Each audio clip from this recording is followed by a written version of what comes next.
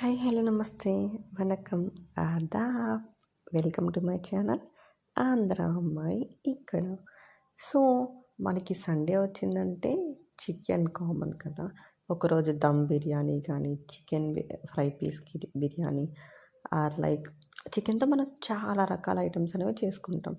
So నేను ఈరోజైతే రాజుగారి కోడిపలావ్ ట్రై చేశాను అనమాట. అది ఎలా వచ్చింది చూసేద్దరండి.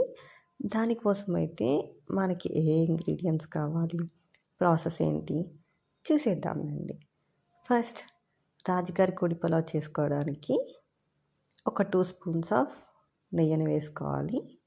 దాని తర్వాత దాంట్లోనే ఒక 5 టేబుల్ స్పూన్స్ ఆఫ్ ఆయిల్ కూడా పోసుకోవాలి. ఆయిల్ వేసేసుకున్న తర్వాత దాంట్లో మన లవంగాలు, యాలకులు, దాల్చిన చెక్క, అనాస పువ్వు, ఇంకా బిర్యానీ ఆకు ఇవి వేసుకుని మనం ఒకసారి కలుపుకోవాలన్నమాట. కొంచెం సేపు మనం అలా కలుపుకోవాలి. అది వేసేసిన తర్వాత మనకి ఆనియన్స్ అనేవి మనకి చిన్న చిన్న పీసెస్ కింద కట్ చేసుకుంటే బాగుంటుంది.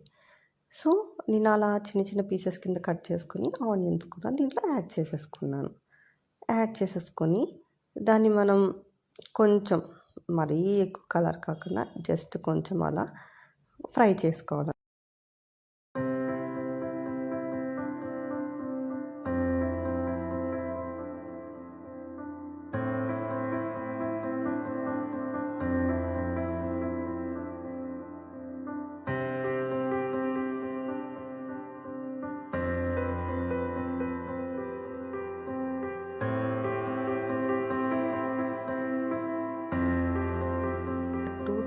స్పూన్స్ ఆఫ్ ఇలా ఫ్రై అయిన ఆనియన్స్లోకి మనం ఒక 2 స్పూన్స్ ఆఫ్ అల్లం వెల్లుల్లి పేస్ట్ని కూడా యాడ్ చేసుకోవాలన్నమాట.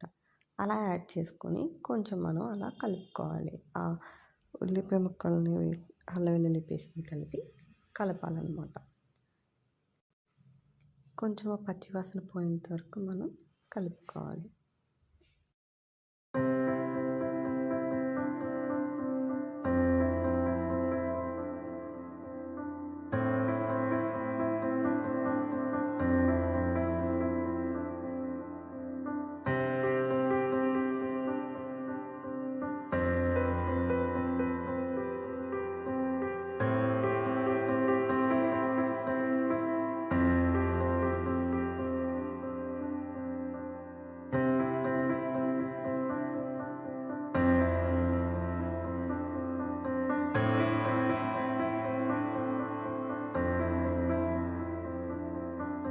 మనం ఎంతగానో ఇష్టపడే చికెన్ని వాటర్లో శుభ్రంగా కడుక్కొని దీంట్లో మనం చికెన్ అనేది యాడ్ చేసుకోవాలి.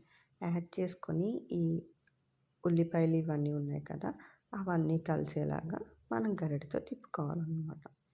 అలా తిప్పేసి మనం కాసేపు దాన్ని కొంచెం హై ఫ్లేమ్లో పెట్టుకొని మగ్గనివ్వాలి.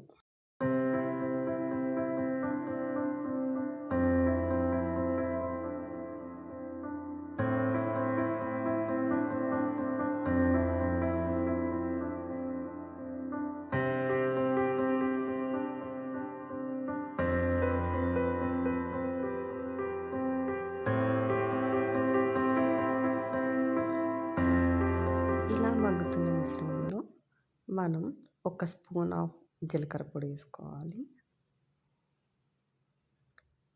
ఇంకా ఒక 2 స్పూన్ల ధనియాల పొడి. ఇలా మగ్గుతున్న మిశ్రమంలో ఒక స్పూన్ జీలకర్ర పొడి, ఇంకా 2 స్పూన్ల ధనియాల పొడి వేసుకొని బాగా కలుపుకోవాలన్నమాట. ఈ 2 పొడులు బాగా మిక్స్ అయ్యేలా ముక్కలకి కలుపుకుంటూ ఉండాలి.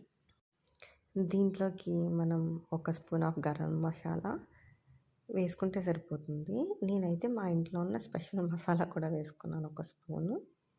నెక్స్ట్ దీంట్లో కొంచెం కారం మనకు తెలుస్తుంది కదా ఎంత సరిపోతుందో, కొంచెం ఈవెన్గా అన్నట్టు మనం చూసుకొని వేసుకోవాలన్నమాట. దాని తర్వాత ఈ పౌడర్ అంతా ఆ చికెన్కి పట్టేలా బాగా కలుపుకుంటూ ఉండాలి. తగినంత సాల్ట్ వేసుకోవాలన్నమాట. దీంట్లోకి కొంచెం తగినంత సాల్ట్ అనేది మనం వేసుకోవాలి. ఇలా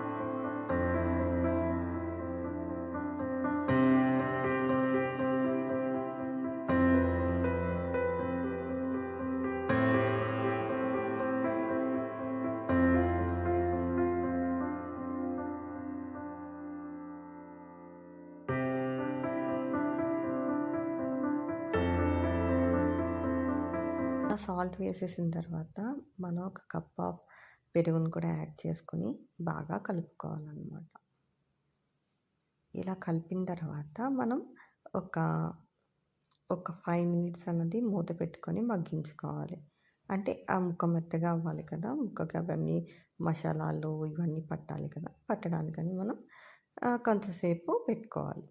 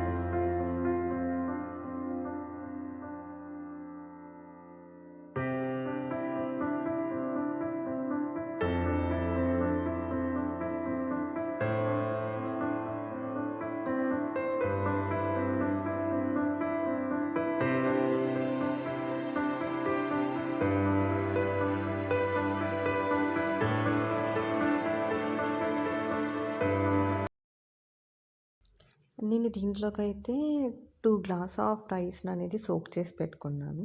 దానికోసమని నేను ఒక 5 గ్లాస్ ఆఫ్ వాటర్‌ని యాడ్ చేస్తున్నాననమాట. నార్మల్‌గా దీన్ని బట్టి మనం ఒక గ్లాస్‌కి ఎంత పడతదన్నట్టు మనం వేసుకోవాలి. నేనైతే 2 గ్లాస్ ఆఫ్ రైస్ తీసుకున్నాను కాబట్టి దానికి 5 గ్లాస్ ఆఫ్ వాటర్ అనేది యాడ్ చేస్తున్నాను. సో, ఈ వాటర్ అనేది యాడ్ చేసేసిన తర్వాత కొంచెం పొంగరానిచ్చిన తర్వాత రైస్ అనేది మనం యాడ్ చేసుకోవాలనమాట.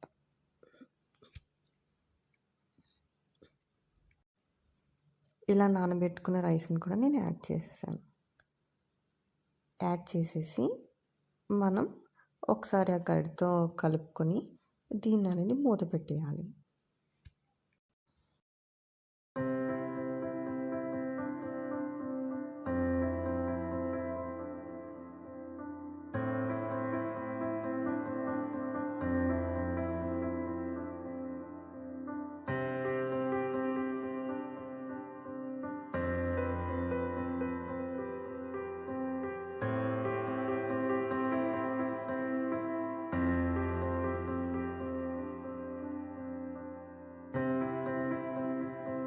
మూత పెట్టేయాలి. ఇలా మూత పెట్టేసి ఒక 10 మినిట్స్ హై ఫ్లేమ్‌లో పెట్టేసిన తర్వాత మనం ఓపెన్ చేసి చూస్తే ఇలా మగ్గిందనమాట. దాని తర్వాత ఇంకా కొంచెం వాటర్ ఉన్నాయి కదా! అది మళ్ళీ క్లోజ్ చేసేసి సిమ్‌లో పెట్టుకొని కాస్త మగ్గనివ్వాలి. అయిన తర్వాత నేను మళ్ళీ ఓపెన్ చేసి చూసేసరికి మనకి బిర్యానీ యమ్మీ బిర్యానీ అనేది రెడీ అయిపోయింది. సో, మన సండే స్పెషల్ రాజుగారి కోడి పులావ్‌ని మనం ఎంజాయ్ చేద్దాం.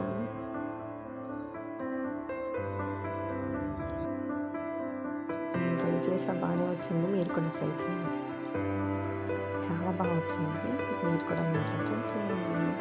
So, don't forget to like, share and subscribe my channel.